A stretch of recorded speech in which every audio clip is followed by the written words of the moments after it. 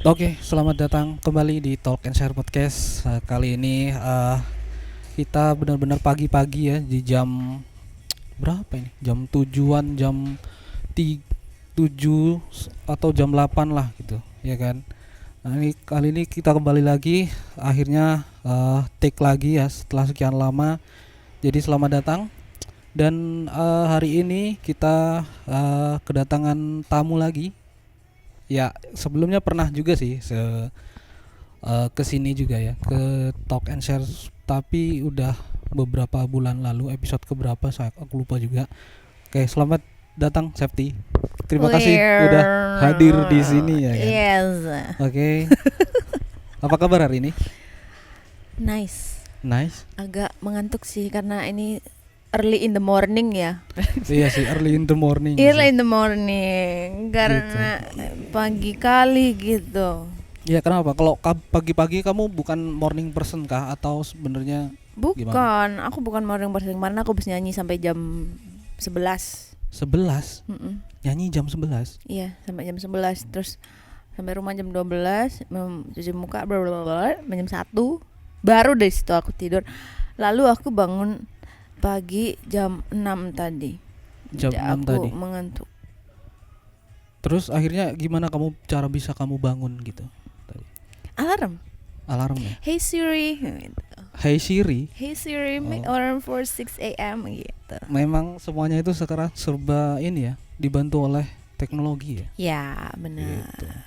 Gimana Oke. lagi? Oke. Tergantungan kita ya. Oke. Jadi Ya. kalau episode sebelumnya tuh kita sebenarnya kayak membahas banyak sih ya kan, bersama teman-teman 4 orang itu. Cuman agak ngelantur ngalor ngidul ya kan. Ya sih. Gitu. Bisa dibilang kayak begitu. Tuh. Jadi kayak kita ngobrol aja kan. Iya, Waktu itu iya. konsepnya. Kita ngobrol aja dah gitu. Ternyata yang di Spotify ketek kan. Ketek waktu cari di pencarian Septirs terus keluar kan podcast kau itu. Oh, iya, karena kau nge-search kali ya. Enggak, emang kayak tertaut aja sama punyaku sama Septirs. Oh, Gitu loh. bisa gitu ya. I don't even know. Tapi kalau episode kali ini tuh mungkin kita lebih bahas deep lagi ya tentang dirimu, bagaimana kamu berkarir di musik ya kan. Dari zaman-zaman SD berarti kan? Enggak. Kalau berkarirnya enggak SD. Enggak SD juga ya. Mulai bernyanyi iya SD. Mulai nyanyi SD. SD apa? Lebih kecil dari itu deh kayaknya. Lebih kecil dari itu. TK dong berarti. TK. Umur 34 gitu. Terus mulai kayak serius itu gimana ceritanya? Serius Sebenarnya seriusnya itu baru ditekuni bener-bener itu ya akhir-akhir ini doang sih. Kayak sebelumnya kayak nyanyi itu adalah my hobby gitu. hobi. Dari kecil aku emang nggak bisa jauh-jauh dari dunia musik. Dengerin juga mesti musik. Terus tiba-tiba diam-diam ngelamun nyanyi kayak gitu-gitu. Jadi hidupku itu berputar di musik. Gak jauh-jauh mesti ya. Tapi orang tuamu ada yang musisi atau kamu keturunan Ahmad Dhani misal? Kebetulan Mulan Jamilah enggak. Makhluk Tuhan gitu kan. Paling seksi. Enggak sih, di keluarga aku enggak ada musisi. Cuma ayahku bisa main alat musik, bisa nyanyi, enggak fales gitu doang, sebatas itu doang. Oke. Enggak yang emang menggeluti dunia musik tuh enggak. Terus kamu belajar nyanyi dari siapa? Belajar nyanyi enggak tahu ya, aku dari kecil itu disuruh ibuku buat ikut-ikutan lomba kayak lomba karaoke gitu. Lomba karaoke. Lomba karaoke kan nggak tahu ya kalau sekarang masih ada apa enggak ya. Jadi kayak lomba karaoke kategori TK, kategori SD, kategori SMP kayak gitu-gitu. Walaupun emang nggak pernah menang ya. Jadi katanya ibuku, pokoknya berani lah maju ke depan gitu. Iya. Akhirnya tetap kalah juga kan? Iya tetap kalah aja. Kita akhirnya terbiasa dengan menerima kekalahan ya. Tapi dari kekalahan itu banyak pelajaran yang diambil gitu kan? Iya. Kan banyak orang itu siap menerima kemenangan, tapi belum tentu siap menerima kekalahan. Nah itu di situ Betul. aku udah berlatih dari kecil itu kayak Hmm. ya udahlah gitu. Akhirnya Iya. Contohnya kayak Cristiano Ronaldo. Kenapa jadi dulu nggak terlalu bola sih aku Kak, nggak tahu ini Sorry, kalau sorry. ini. Kenapa terlalu bola banget ya? Mm-mm. Oke, terus kamu dalam perjalananmu itu di dunia musik dari yang ikut lomba, terus ya ngeband lah ya, ngeband lah ya. Nah sekarang nih kan kamu lagi menggarap beberapa projectmu sendiri nih, contohnya kayak album dan single gitu. Mm-mm. Awalnya tuh kenapa kamu ingin membuat sebuah lagu gitu, ceritanya? Sebenarnya aku juga nggak kepikiran aku bakal rilis lagu sendiri Hmm. as solois ya, Hmm. nggak kepikiran sama sekali. Tapi aku emang dasarnya suka bikin lagu itu semenjak aku kayaknya skripsian kuliah gitu ya. Hmm. Jadi aku itu ada teman-teman emang namanya teman-teman aku sama teman-teman tuh bikin band indie namanya Ravana. Itu ada 3 lagu yang udah rilis dan sebenarnya banyak lagunya. Cuma kita waktu itu keterbatasan money ya, jadi kita nggak garap itu, nggak rilis itu gitu. Oke. Nah perjalanan aku sama mereka itu rasanya kayak aku menemukan teman-teman yang klop untuk membuat lagu bersama gitu loh. Akhirnya aku mempunyai kayak semangat untuk bikin lagu sendiri. Jadi kayak semenjak aku kumpul sama mereka, aku tuh selalu kayak ada humming nada-nada apa gitu, aku rekam. Sekedar di voice note aja. Voice memo aja di Voice HP. Voice memo aja gitu. Oke. Terus yang gongnya adalah aku merasa kan kita kan kayak punya style sendiri-sendiri ya setiap penulis lagu tuh ya. Kalau aku menemukan kebahagiaan dan kecocokan itu ketika aku startnya dari kayak kata-kata yang puitis gitu. Kata-kata yang puitis. Soalnya waktu itu aku pernah dengerin satu lagu dari Nadine Amizah, judulnya Seperti Tulang. Itu dikala aku benar-benar posisinya itu capek fisik dan capek mental ya. Terus aku dengerin lagu itu kayak lagu itu tuh bisa membersamai kelelahanku dengan semuanya, fisik dan mental itu kayak bisa membersamai. Jadi lagu itu kayak menjadi peneman buat aku gitu loh. Oke. Nah aku pengennya bikin lagu yang seperti itu gitu.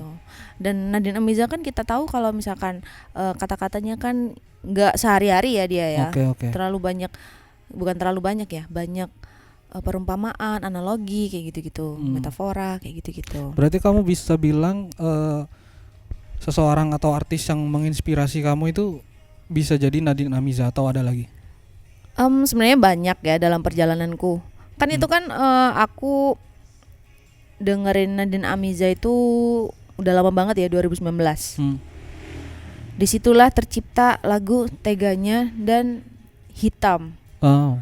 Nah, habis itu dalam perjalananku aku mendengarkan banyak lagu dari musisi-musisi baik luar sama Indonesia. Dan yang aku cocok adalah ada artis luar itu namanya Levy. Oke. Nah itu aku suka banget. Jadi kayak dari segi musik akhirnya aku bukan lebih milih ya, kayak kalau bisa mah yang agak-agak dekat sama Levy. Oke. Tapi liriknya aku tetap bawa bahasa Indonesia itu tadi dari Nadine Amizah. Oke. Jadi gitu. Levy ya. Kalau ngomong-ngomong soal lagumu yang sekarang baru rilis ya kan, congrats ya kan. First of all, congrats. Oke, soal Hitam. Nah, kenapa namanya itu kamu memilih judul lagu tuh yang harusnya kalau cewek itu kan pink kayak kuning kayak ya kan? Ya kan? Kenapa hitam banget gitu? Apa menggambarkan dirimu sendiri? Enggak ya? Dari mana baju udah putih nih? Iya kan. Cewek untuk hitam tuh misalnya metal. Cewek. Iya cowok sih. Kan. Iya sih. Menurut aku hitam itu suatu proses dalam kehidupan. Kayak misalkan kita dimulai dengan warna putih nih. ya kan? Oke. Kita seperti kanvas kosong lahir di dunia ini. Kita kayak menggoreskan berbagai warna di kehidupan ini, kayak ada pink, merah, kuning, hijau, macam-macam ya. Hmm. Tapi kalau semua warna itu digabung, bukankah semua akan menjadi hitam? Nah, Diacak-acak jadi gitu ya. hitam itu seperti kayak udah banyak nih yang udah aku lalui kayak gitu. Terus bisa jadi juga, jadi kayak sebenarnya penafsirannya masing-masing ya, masing-masing orang mau hitam itu menafsirkannya seperti apa. Nah, aku memberi gambaran kalau ada 2 tafsiran dari aku sendiri. Yang pertama itu tadi, bahwasannya kalau kita udah melalui berbagai fase kehidupan tuh, ternyata warna kita itu akhirnya bercampur dan menjadi hitam. Jadi hitam itu bukan berarti kayak gelap, tapi memang berbagai warna itu bercampur jadi satu. Oh. Itu analogi pertama. Yang kedua adalah kan ada fase nih orang bahagia sama sedih ya. Nah, orang sedih ini kayak untuk kembali ke fase yang bahagia itu menurutku butuh pelarian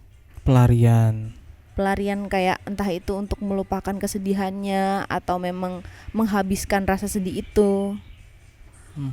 Nah, ada orang yang melakukan pelarian menurut orang lain nggak benar, tapi menurut dia benar, ya kan? Kayak misalkan Misalnya kalau sekarang pelari culture nggak tuh? Pelari culture ya kan? man, the culture. Kata dokter Tita, apa itu patah hati? Lari, gitu kan? Lari Apa gitu itu ya? menangis? Lari. Nah, ada juga orang yang ini kan, aduh nggak kuat deh kayaknya fisikku lari. Nah, kayak gitu. Jadi sebenarnya macam-macam cara untuk pelarian itu. Tergantung kita sendiri. Begitu sih aku. Dan aku juga mengcapture tentang di lagu itu ya. Jadi aku mengcapture tentang orang yang udah lewat nih masa sedihnya.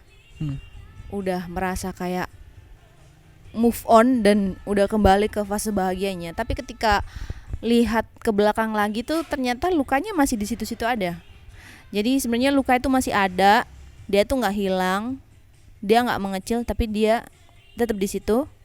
Tapi dunia kita yang meluas gitu. Dunia kita yang meluas ya. Gimana sih aku jelasin, benar nggak? Paham nggak? Kayak berarti kayak belum bisa move on gitu lah. Move onnya udah. Lukanya tetap di situ. Tapi bukan berarti kita berputar di situ aja. Jadi kayak dunia kita akhirnya meluas sehingga seolah-olah luka itu tuh kayak kecil banget gitu. Kayak luka itu nggak pernah ada, padahal dunia kita yang meluas. Oke. Jadi itulah awal bermulanya hitam ya. Hitam. Untuk kamu ya. Yang aku tulis di 2019. Oke. Jauh kali ya. Jauh kali. Ini 2000 Jauh kali. berapa tahun yang lalu? 7 kali. tahun lah ya. Makanya aku Gitu. nggak ada kepikiran, wow aku bisa rilis lagu, bisa aku keluarin lah akhirnya dari voice memo nih. Oke. Nggak kepikiran. Oke. Kalau ngomongin soal produksinya tuh, itu kan udah lama banget tuh. Berarti ada fase di mana kamu mau mikir kayak ini mau dirilis nggak ya, di record nggak ya gitu. Ada kepikiran nggak sih kayak ini harus di record apa enggak? Gitu. Apa pernah sempat gagal gitu? Karena kan udah lama banget tuh 2019. Sebenarnya kalau di recordnya tuh aku nggak ada kepikiran sampai tahun lalu. Tahun lalu kan aku udah mulai ngerilis nih yang kamu sudah bosan itu. Gak ada kepikiran masih yang di situ untuk ngeluarin lagu yang ini, yang hitam. Yang kepikirannya itu aku adalah ngeluarin yang teganya. Soalnya teganya kayak punchline gitu menurut aku ya. Menurut aku. Terus akhirnya di tahun kemarin itu aku ketemu sama Deki, produser aku. Dan aku merasa Deki tuh bisa mentranslate apa yang aku pengen. Karena aku kan emang kalau bikin demo tuh cuma kayak vokal gitar atau vokal keyboard dengan keterbatasan chord yang ada yang aku bisa pegang di alat itu ya. Nah, ketika aku bawa demo itu ke Deki, ke produser aku, dia tuh bisa mentranslate ini kan yang kamu maksud gitu, ini kan yang musik yang pengen kamu hadirkan dalam lagu ini. Nah itu Oke. jadinya keluar kamu sudah bosan, keluar teganya. Nah keluar hitam ini nggak kepikiran aku sama sekali.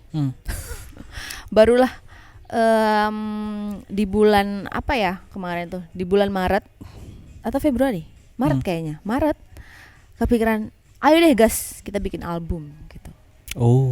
Karena bahannya udah ada, bahannya ada beberapa, jadi aku nambah beberapa lagu aja dalam kurun waktu itu. Ya karena ini ya, circle-mu mungkin mendukung ya, circle-mu saat itu. Ya. Dari teman band, ya kan, terus kamu ada temen yang produser musik gitu ya, jadi disupport lah. Akhirnya apa yang kamu ingin keluarkan itu keluar gitu. Apa sih kayak ambigu banget. Iya, apa yang ingin kamu keluarkan? Iya. Apa yang kamu pendam? Pikirkan, pendam itu keluar. Nah itu bagus banget sih. Jadi bikin sebuah karya gitu untuk melakukan sesuatu. Iya. Terkadang kan ada orang yang overwhelmed sama kehidupan ini ya. Apa yang dia rasain tuh kayak, aku bingung sebenarnya aku seneng apa sedih ya? Apa aku marah apa kecewa ya? Nah, kita tuh kayak sebenarnya bisa menguraikan apa yang kita rasakan. Tapi macam-macam caranya. Ada yang pakai journaling ya kan, ada yang cerita ke temennya, nanti dari temennya cerita lain kan. Kayak MLM bu. Kamu jangan cerita ke siapa-siapa ya, kamu jangan cerita ke siapa-siapa ya gitu. Terus akhirnya semua tahu gitu. Enggak lah. Banyak sebenarnya caranya. Nah kalau misalkan dari aku sih itu dengan menulis lagu. Nulis lagu ya. Akhirnya aku tahu, oh sebenarnya ini yang aku rasain gitu. Apalagi aku menemukan analogi yang cocok dengan situasiku. Aduh, ini pasti. Aduh. Ini pas banget gitu. Pas. Itu berarti kayak refleksi diri kamu sendiri ya? Atau adakah di lagu kamu itu pengalamanmu sendiri dan orang lain atau? Maksudnya album ini lebih ke apa sih? Dia lebih kamu ingin menunjukkan apa gitu di album ini secara keseluruhan ya? Bukan satu lagu aja. Statusnya kan itu kayak sequel cerita gitu kan. Biasanya. Dalam albumku tuh yang aku tonjolin adalah perjalanan emosi sih. Setiap manusia itu pasti kan punya emosi ya. Walaupun namaku as soloist itu Sep Tears, tears tangisan, tapi bukan berarti tangisan itu selalu sedih. Ada juga tangisan yang happy juga kan. Nah itu aku rangkum dalam perjalanan emosi yang akan aku tampilkan dalam albumku. Jadi nggak melulu tentang sedih sih, tapi emang kebanyakan memang sedih, sedih, marah. Nah itu aku luapkan di situ. Itu banyak sih keresahan yang aku alami, yang aku tuangkan dalam album itu. Tapi juga ada terinspirasi dari kisah orang lain juga ada. Gitu ya. Iya. Supaya aku tersamarkan. Yang mana sih cerita? Ini sebenarnya ceritanya Septi ini apa dia semua atau ada orang lain gitu? Mereka nggak tahu ya. Biar mereka yang biar kalian aja lah yang mendengarkan. Yang mengartikan. Iya, benar. Oke. Terus kalau misal selama kamu bikin album tuh ada kayak kendala atau masalah gitu, pernah nggak? Kalau kendala sih nggak begitu berarti sih kendalanya. Soalnya ya itu karena aku sama Deki tuh udah kayak adik kakak. Udah kayak puzzle ini. Oh puzzle gitu. Enggak ya. Jadi kayak sebenarnya referensi kita nggak jauh berbeda. Itu yang pertama. Yang kedua dia bisa tahu laguku ini mau dibawa kemana, musiknya yang mau aku hadirkan seperti apa. Terus yang ketiga dia tuh bisa membatasi aku dalam emosi yang pengen aku hadirkan. Kayak misalkan kita take lagu nih. Aku nih merasa kayak ini aku suaraku bagus Dek, tapi nggak ada rasa di situ kata Deki gitu. Jadi kayak take ulang sampai ada rasa di situ. Gitu. Jadi emang by feeling gitu. Tapi juga kalau masalah teknis ada juga. Cuma tapi nggak terlalu yang berat-berat gitu loh. nggak berarti. Oke. Jadi kayak Ya lancar maksudnya aja, lancar aja jaya. ya. Jadi Lancar jaya. lancar jaya. Jadi dari Mm-mm. perjalanannya menulis sampai recording itu lancar-lancar aja ya. Mm-mm. Tapi kalau misal kalau ya, kalau misal dari segi kamu adalah musisi ya, apa sih yang menurut kamu itu yang nggak orang-orang ketahui tentang musisi? Tentang musisi Ya. as general. Indie apalagi kan? Itu agak Hmm. lebih hustle lagi atau Iya sih, benar-benar. Kalau orang nggak ketahui apa ya? Aku pun baru masuk ke dunia ini, jadi aku pun bingung untuk menjawabnya ya. Yang aku tahu perbedaannya itu sangat besar sekali sih antara musisi yang ikut label sama musisi yang indie seperti aku. Oke.